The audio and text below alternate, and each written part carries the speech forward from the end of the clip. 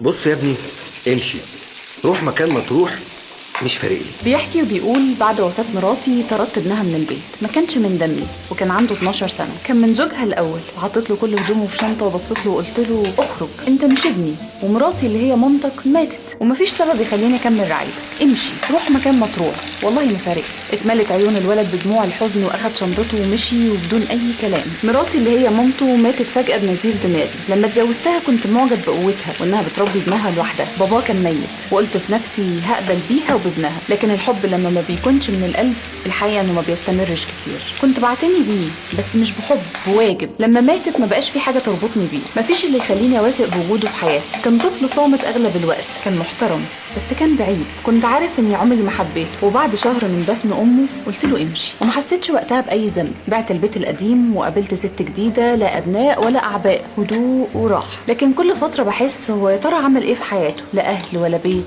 انا عايز اخد رايك، اسال عنه، احاول ادور عليه، ولا خلاص بقى اللي فات مات واكمل في طريقي وانا اصلا مش غلطان. قلت له انت لما اتجوزتها بطفلها، واهم كتير من انك كنت تصرف عليه هو انك تحافظ على نفسيته وقلبه، تساعده انه يكون شخص سوي، تلون في حياته بألوان طيف، ما تسيبش ندوب ووجع قلب وجفا. الواجب هيلزمك باحتياجاته الأساسية، وطبعا كتر ألف خيرك، بس ما تغسلش إيدك من المسؤولية النفسية. ربنا فتح لك باب تجمع بيه حسنات وخير وبركة تقفله. فكر معايا كده، لو كنت قربت وبدل ما رعيت ربيت وزرعت وأكرمت وجبرت، دفيت وحضنت. الإمام الشافعي بيقول يرسلنا الله بعضنا لبعض رحمات، لعله دلوقتي عكازك وقت ضعفك، سندك في وقت شدتك، ودايما في ظهرك. ربنا خلق ناس